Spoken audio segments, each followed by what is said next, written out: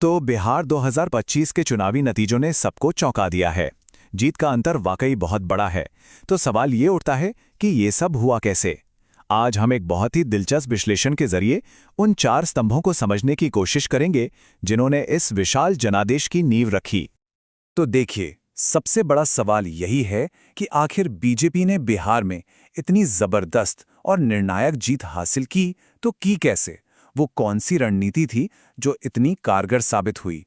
और वो कौन से कदम थे जिन्होंने बीजेपी को इस रेस में दूसरों से मीलों आगे कर दिया? चलिए, इस विश्लेषण की गहराई में उतरते हैं। इस विश्लेषण के मुताबिक इस पूरी जीत को समझने के लिए इसे सिर्फ चार रणनीतिक स्तंभों में बांटा जा सकता है। जी हां, सिर्फ चार पिलर्स जिन्होंने मिलकर एक ऐसी लहर खड़ी कर दी जिसे रोक पाना लगभग नामुमकिन था। तो आइए एक एक करके इन्हें समझते हैं। चलिए, सबसे पहले और सबसे बुनियादी पिलर से शुरू करते हैं, बीजेपी का ग्राउंड गेम। देखिए, चुनाव सिर्फ बड़ी बड़ी रैलियों से नहीं जीते जाते।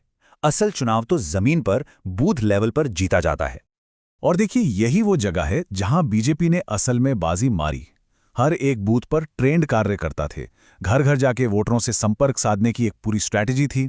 और जो बूथ कमेटियां थी वो महीनों पहले से एक्टिव हो चुकी थी। यहां तक कि सोशल मीडिया टीमों की पहुंच भी गांव-गांव तक थी, जो लोकल मुद्दों पर सीधा मैसेज पहुंचा रही थी। और यहीं पर दोनों खेमों के बीच का जो असली फर्क है वो साफ नजर आता है। एक तरफ बीजेपी का मजबूत और तैयार जमीनी नेटवर्क था, तो दूसरी तरफ ये विश्लेषण बताता है कि विपक्ष कई इलाकों में कमजोर दिखा। चुनाव वाले दिन असली खेल तो वही करता है ना, जिसके पास वोटरों को बूथ तक लाने की ताकत हो, और बीजेपी यहां दूसरों से बहुत आगे निकल गई। चलिए अब बात करते हैं दूसरे पिलर के, सामाजिक समीकरण। बिहार की राजनीति में कास्ट इक्वेशन हमेशा से एक बहुत बड़ा फैक्टर रहा है, और इस बार ऐसा लगता है कि बीजेपी ने इस समीकरण को बहुत ही रणनीतिक तरीके से साधा।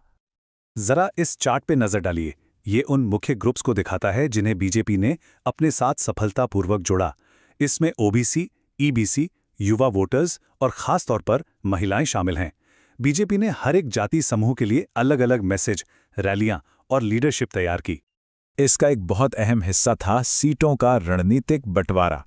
मतलब, सीटों और उम्मीदवारों को इस तरह चुना गया कि हर इलाके का जातिगत संतुलन सध जाए, लोकल नेताओं को मौका मिले और आपसी विवाद कम से कम हो। वहीं दूसरी तरफ विपक्ष सीटों और उम्मीदवारों पर आम सहमति बनाने में थोड़ा पीछे रह गया, जिसका सीधा फायदा बीजेपी को एक साफ और मजबूत विकल्प के तौर पर मिला। अब आते हैं तीसरे और शायद सबसे बड़े गेम चेंजर फैक्टर पर, महिलाओं और युवाओं का वोट। ये दो ऐसे ग्रुप से जिन्होंने इस विश्लेषण के मुताबिक गेम को पूरी तरह से पलट कर रख दिया। तो सवाल उठता है कि महिला वोट बीजेपी की तरफ आखिर झुका क्यों? यह विश्लेषण बताता है कि केंद्र और राज्य की कई योजनाएं, जैसे कि गैस, राशन और घर, वो सीधे तौर पर महिलाओं तक पहुंची। इसके साथ ही सुरक्षा और महिला सशक्तिकरण के संदेश ने भी एक बहुत बड़ी भूमिका निभाई। महिलाओं का वोट बैंक अब पहले से कहीं ज्यादा संगठित है, और इस बार ये निर्णायक साबित हुआ।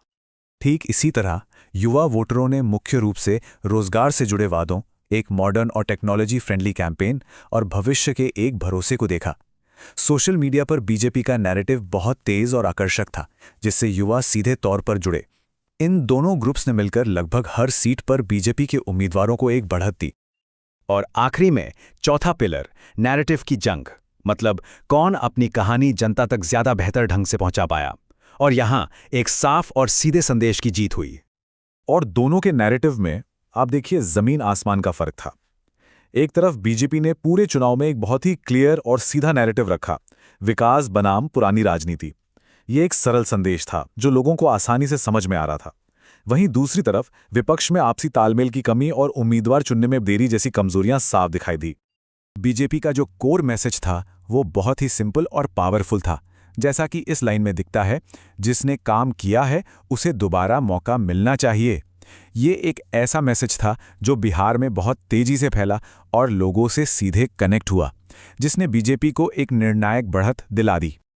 तो चलिए अब फटाफट समेटते हैं कि कैसे इन चारों अलग अलग पिलर्स ने एक साथ मिलकर जीत का ये फॉर्मूला तैयार किया और चुनावी मैदान फतेह कर लिया। तो ये थे जीत के वो चार स्तंभ। पहला, बूथ लेवल पर एक मजबूत संगठन। दूसरा, जाति के समीकरण की सही समझ। तीसरा, महिलाओं और युवाओं का निर्णायक समर्थन। और चौथा, विपक्ष की कमजोरी के सामने बीजेपी का एक मजबूत और पॉजिटिव नैरेटिव।